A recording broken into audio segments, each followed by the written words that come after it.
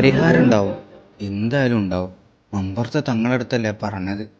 പ്രതീക്ഷയറ്റവർക്ക് ഒരു കത്തുന്ന സമാശ്വാസത്തിൻ്റെ വെളിച്ചവുമായി മമ്പുറം തന്നിട്ടുണ്ട്. He never left. He became the light that bears behind every closing eye. വിളി കേൾക്കാൻ പുഴക്കപ്പുറം മമ്പുറം തങ്ങൾ കാത്തിരിക്കുന്നു. എൻ്റെ മമ്പുറത്തെ തങ്ങളെ.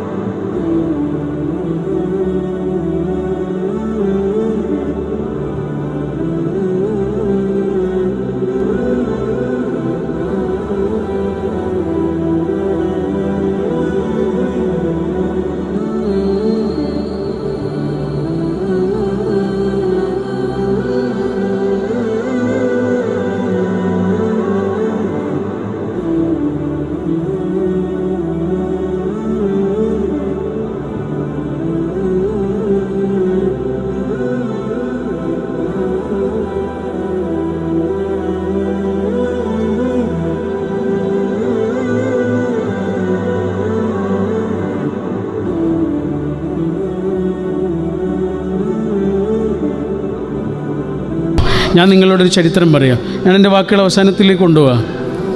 ഒരു ചരിത്രം പറയാം. 93 വയസ്സുള്ള ഒരാൾ, നിങ്ങളിത് ശരിക്കും കേൾക്കണേ. ഒരു പക്ഷേ നിങ്ങൾ മുമ്പ് കേട്ടിട്ടുണ്ടോ എന്ന് എനിക്കറിയില്ല. ഞാനിത് മുമ്പ് എവിടെയും കേട്ടിട്ടില്ല. ഞാനിത് വായിച്ചറിഞ്ഞതാണ്, മുമ്പാരും പറഞ്ഞത് കേട്ടതല്ല. 93 വയസ്സുള്ള ഒരാൾ, അയാളുടെ നാട്ടിൽ ഒരു യുദ്ധസമാനമായ അന്തരീക്ഷം നടക്കുന്നു. അദ്ദേഹത്തിൻ്റെ നാടിൻ്റെ കുറച്ചപ്പുറത്തുള്ളൊരു സ്ഥലത്ത് ബ്രിട്ടീഷുകാരും നാട്ടുകാരും ഒരു സംഘർഷത്തിലേർപ്പെടുക. യുദ്ധസമാനമായ അന്തരീക്ഷമാണ്. ബ്രിട്ടീഷുകാരും ജന്മിമാരും ഒരു ഭാഗത്ത്, ബ്രിട്ടീഷുകാരും പണക്കാരും ഒരു ഭാഗത്ത്, പാവപ്പെട്ടവരായ കർഷകർ ഒരു ഭാഗത്ത്. അവർ തമ്മിലാണ് യുദ്ധസമാനമായൊരു അന്തരീക്ഷം. യുദ്ധം തന്നെ പറയാം. ആ യുദ്ധത്തിലേക്ക്, ആ യുദ്ധത്തിൻ്റെ നടുക്കളത്തിലേക്ക് 93 വയസ്സുള്ള ഒരു മനുഷ്യൻ നടന്നു വരുന്നു. നിങ്ങൾ ശരിക്കും കേൾക്കണേ. 93 വയസ്സുള്ളൊരു മനുഷ്യൻ ആ യുദ്ധക്കളത്തിലേക്ക് നടന്നു വരുന്നു. അയാൾ മുഖം മറച്ചിരുന്നു. എന്തിനാ മുഖം മറിച്ചതെന്നറിയാം? അത് അദ്ദേഹമാണ് എന്ന് ബ്രിട്ടീഷുകാർ അറിയാതിരിക്കാൻ വേണ്ടിയിട്ട്. പക്ഷെ അദ്ദേഹത്തിന് ആ യുദ്ധത്തിൽ വെച്ച് ഒരുപാട് മർദ്ദനങ്ങൾ ഏൽക്കേണ്ടി വന്നു, വെട്ടേൽക്കേണ്ടി വന്നു. അദ്ദേഹത്തിന് വലിയ മുറിവുകളൊക്കെ ഉണ്ടായി. ആ മുറിവുകൾ കാരണം പിറ്റേ വർഷം 94-ാമത്തെ വയസ്സിൽ അയാൾ മരിച്ചു പോവുകയും ചെയ്തു. കോരിത്തിരിക്കുന്നു.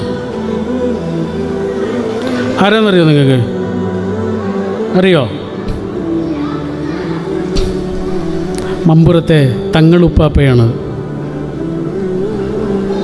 അറിയോ? മമ്പുറം സയ്യിദ് അലവി മൗലദ്ദവീല എന്ന് ചരിത്രത്തിലും ഏറ്റവും പ്രിയങ്കരരായ മനുഷ്യരുടെ മനസ്സിൽ മുഴുവനും ഏറ്റവും പ്രിയങ്കരനായ തങ്ങളുപ്പാപ്പയായി ഇന്നും ജീവിച്ചുകൊണ്ടിരിക്കുന്ന ആ വലിയ മനുഷ്യനായിരുന്നു. 94-ാമത്തെ വയസ്സിൽ വഫാത്താകുന്നതിൻ്റെ കാരണം എന്തായിരുന്നു എന്നറിയാം? 93-ാമത്തെ വയസ്സിൽ കിട്ടിയ മുറിവുകൾ.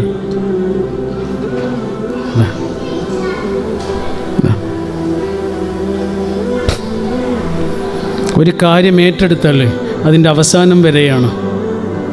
വഴിയിലിട്ടു വന്ന പരിപാടിയില്ല. അതായിരുന്നു മമ്പുറം സയ്യിദ് അലവി തങ്ങൾ.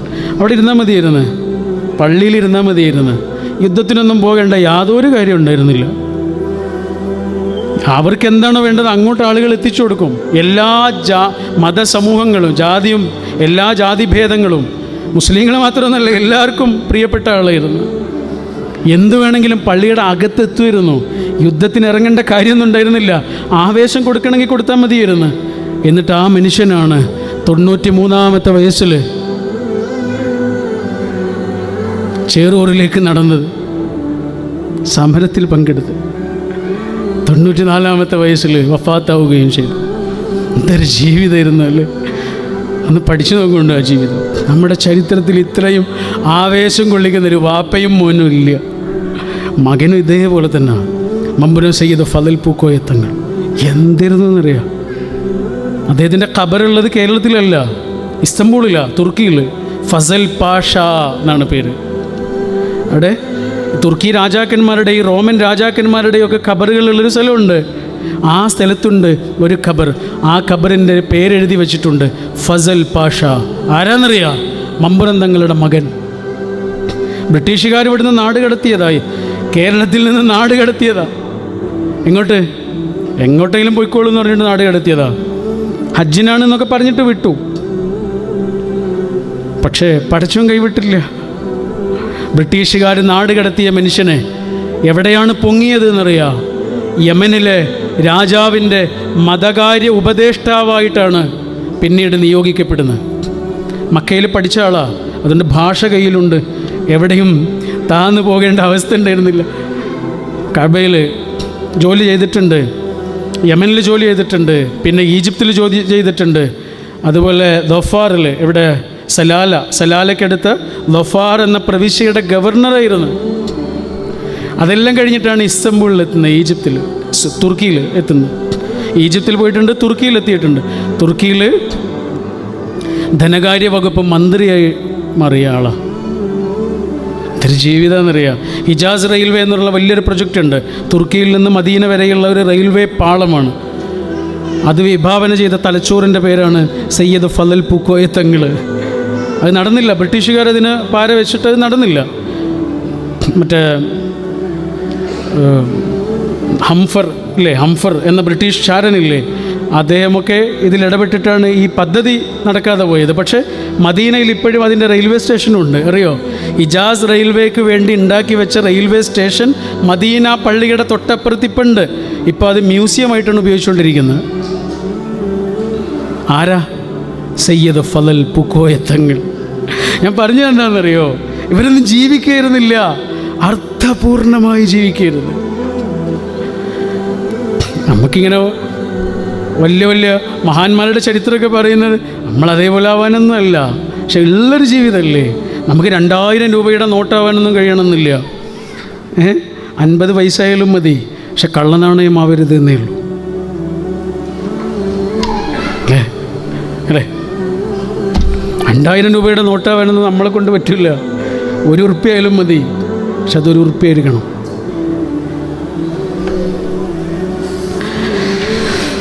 ഞാൻ പിന്നെയും കുറേ കാര്യങ്ങളൊക്കെ പറയണമെന്ന് വിചാരിച്ചിരുന്നു. തൽക്കാലം ഞാനിവിടെ അവസാനിപ്പിക്കുന്നു.